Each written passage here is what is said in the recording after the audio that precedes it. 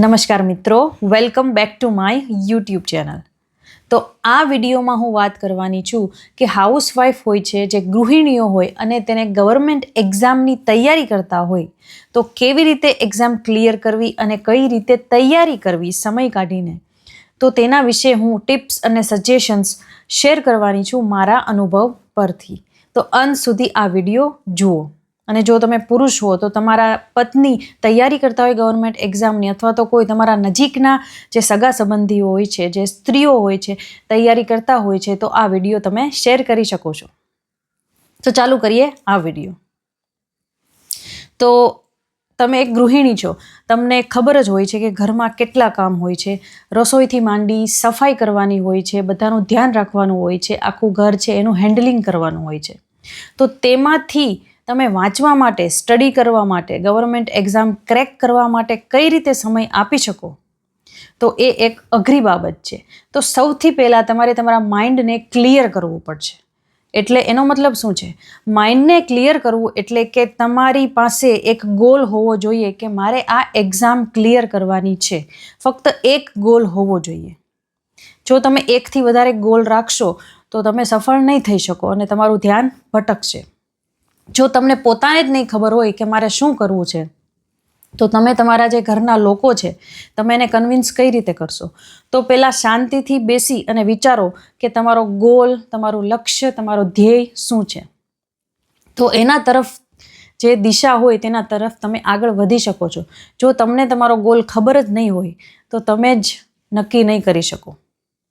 તો પહેલાં સર્વપ્રથમ તમે તમારો ગોલ નક્કી કરો, એક કાગળ પર લખી રાખો અને એના ઉપર હું મહેનત કરવાની છું એવો પોતાનામાં વિશ્વાસ રાખો. એક તો પહેલાં ક્લેરિટી જોશે તમારા માઇન્ડમાં કે હું ક્લિયર છું, આ એક્ઝામ મારે પાસ કરવાની છે અને આ એક્ઝામ માટે જ હું મહેનત કરવાની છું. અને તેના વિશે તમારા પોતાના પર વિશ્વાસ હોવો જોઈએ.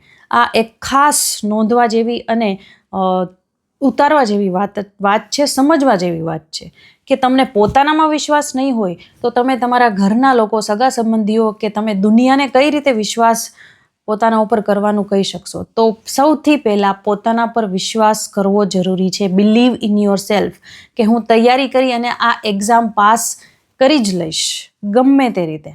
તો સૌથી પહેલાં માઇન્ડમાં ક્લેરિટી હોવી જોઈએ કે કઈ એક્ઝામની હું તૈયારી કરીશ અને હું મારા પર વિશ્વાસ રાખી, just believe in yourself, believe in yourself. Okay, તો આ એક થઈ ગયું, આ પહેલું સ્ટેપ હતું. અને બીજું સ્ટેપ એ છે કે જો તમે ઘરના લોકોને કીધું ન હોય કે હું આ ગવર્મેન્ટ એક્ઝામની તૈયારી કરવાની મારી ઈચ્છા છે અથવા તો હું વાંચવાની શરૂઆત કરવાની છું, તો તમે એને કન્વિન્સ કરવાનો ટ્રાય કરો. અને તમારે કન્વિન્સ એટલે કે તમારે ઘરના લોકોને મનાવવા માટે તમારા ઉપર વિશ્વાસ હોવો જરૂરી છે અને ઠોસ રીતે તમારે કહેવું પડશે. તો એ લોકોને પણ વિશ્વાસ થશે કે નહીં, આ કંઈક વાંચીને કરી તો શકશે જ, તે ગવર્મેન્ટ એક્ઝામમાં પાસ થઈ શકે એમ છે. તો એને કન્વિન્સ કરવા માટે તમારું જે પોઝિટિવ એટીટ્યૂડ છે, તમારામાં જે મહેનત કરવાની ધગશ છે, તમારામાં દેખાવવી જોઈએ. તો તમારા ઘરના લોકો તમને સપોર્ટ આપી શકે છે. તમારામાંથી ઘણી બહેનો, ઘણી સ્ત્રીઓ એવી હશે કે જેમને સંતાન હશે. તો સંતાન પાછળ જે આપણો સમય આપણે ઇન્વેસ્ટ કરીએ છીએ, તો વાંચવાનો સમય ક્યાંક ને ક્યાંક આપણને નથી મળતો. આખો દિવસ કામ અને સંતાનોનું ધ્યાન રાખવામાં જ આપણી એનર્જી અને સમય પસાર થઈ જાય છે. તો પછી વાંચવાની જે શક્તિ, એનર્જી હોય છે તે રહેતી નથી. તો પહેલાં કદાચ જો તમે એવું કરી શકો તો હું એક તમને ટીપ આપું છું કે તમે તમારા પિયરમાં જઈ અને તમારા મા બાપના ઘરે જઈ અને મહેનત કરો કે જ્યાં કામ ઓછું હોય, તો એ સૌથી બેસ્ટમાં બેસ્ટ ઓપ્શન છે. તમારા ઘરના લોકોને, તમારા પતિને, સાસુ સસરાને તમે કન્વિન્સ કરી કે 1 થી 2 મહિના માટે હું આ એક્ઝામની તૈયારી કરવા માટે જાઉં છું અને ઘરમાં બધું એ લોકો હેન્ડલિંગ કરે એવી પરિસ્થિતિ તમે ઊભી કરો. ઠીક છે? તો તમે તમારા પિયર જઈ શકો છો 1 થી 2 મહિના માટે, જ્યારે એક્ઝામની તારીખ આવી ગઈ હોય ફાઇનલ અને 1.5 મહિનો કે એવી રીતે બાકી હોય, તો તમે આવી પરિસ્થિતિ તમે એમને સમજાવી શકો છો કે મારે વાંચવા માટે થોડોક વધારે સમય જોઈએ છીએ. તો આ રીતનું મારો પ્લાન છે. અને હા, બધાને આવી રીતે કન્વિન્સ થતા નથી, ફેમિલીવાળા કે પરિવારવાળા, એવો સાથ હોતો નથી. આઈ અન્ડરસ્ટેન્ડ, હું સમજું છું. તો બીજો ઓપ્શન એ છે કે તમે એમને કન્વિન્સ તો કર્યા જ છે કે મારે આ ગવર્મેન્ટ એક્ઝામ આપવી છે, તો તમે એ લોકો ઘરના કામમાં થોડી મદદ કરે, અથવા તો જે બિનજરૂરી કામ તમારા હોય છે તેને તમે પ્રાથમિકતા નથી આપવાની. તમારે પ્રાથમિકતા આપવાની છે તમારા સ્ટડીને. અને જે ઘરના કામ જે આપણે એટલે ઇગ્નોર ન કરી શકીએ એવા ઘરના કામ, કે રસોઈ છે કે પછી સંતાનોનું જે કંઈ પણ કામ છે તે આપણે ઇગ્નોર ન કરી શકીએ, પણ જે સાફ સફાઈ રોજ રોજ તમે કરો છો તે રોજની એવી ઊંડાણપૂર્વક સાફ સફાઈ કરવાની જરૂર નથી. એક દિવસ તમે પોતું નહીં મારો તો કંઈ આભ નથી ફાટી જવાનું.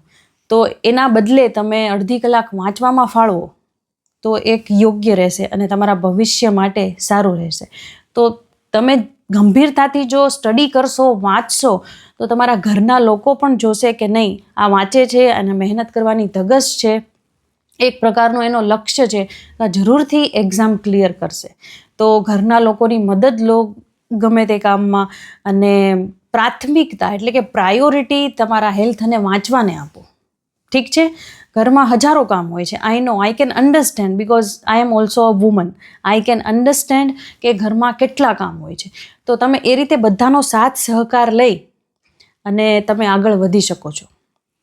તો આ હતી કે ઘરના કામમાં આપણે એટલા બધા ઉલઝી જઈએ છીએ કે આપણને ટાઈમ રહેતો જ નથી. પણ ઘણીવાર એવું હોય છે કે આપણી પાસે ટાઈમ હોય છે પણ આપણે નોંધતા નથી, નોટિસ નથી કરતા. તો આનો એક હું તમને ઉપાય આપું કે આપણે બપોરનું લંચ બધું પતાવી અને જે 2 થી 5નો જે સમય હોય છે, તો એ 2 થી 3 કલાકમાં તમે થોડીક વાર અડધી કલાક આરામ કરી અને એક ટોપિક વાંચી નાખો.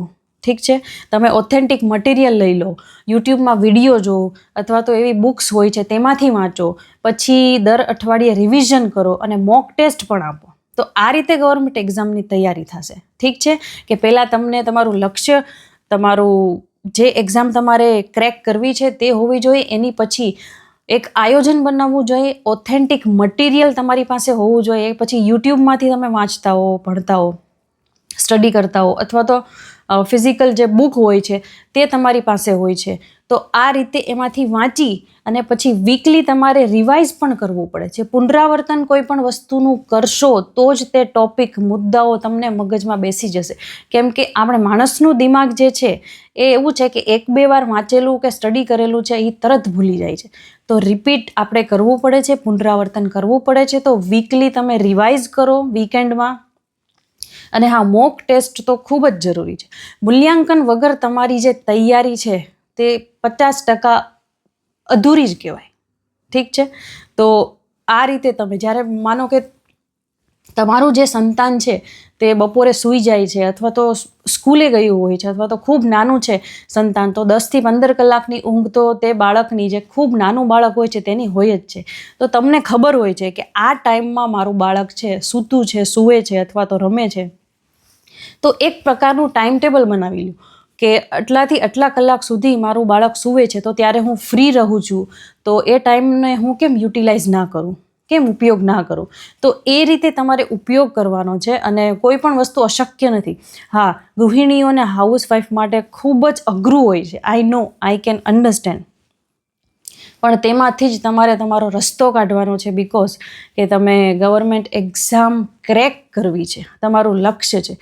અને પોતાના હક માટે, પોતાના રાઇટ્સ માટે થોડુંક સંઘર્ષ કરવો પડે, ઘરના લોકો સાથે મનાવવા પડે તો મનાવો. કેમ કે તમારો જે હક છે એ તમારે લેવો જ જોઈએ. અને કોઈ તમારા પર એવી રીતે દબાણ કરતા હોય ને તમારે કે ન વાંચવું જોઈએ, પણ તમે એને દેખાડી દો કે મને મારા પર વિશ્વાસ છે અને હું આ વસ્તુ કરીશ જ તે.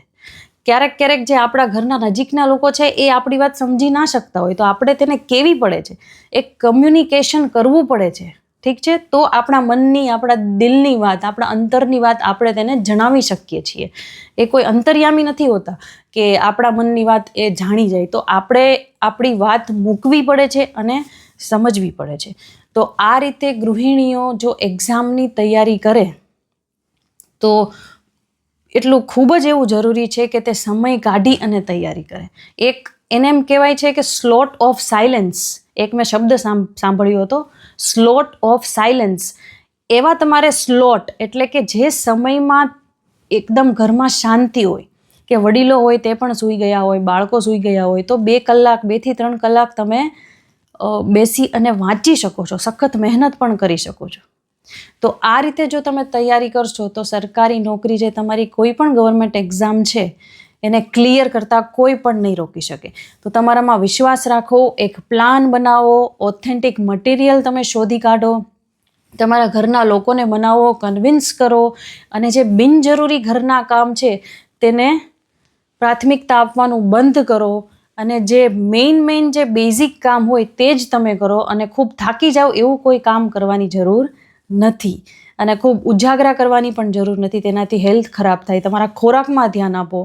તો આટલી ટિપ્સ અને સજેશન્સ હું આપવા માંગતી હતી આ વિડીયોમાં. તો તમામ ગૃહિણીઓને ઓલ ધ બેસ્ટ, અને તમે હોશિયાર જ છો. Just believe in your self.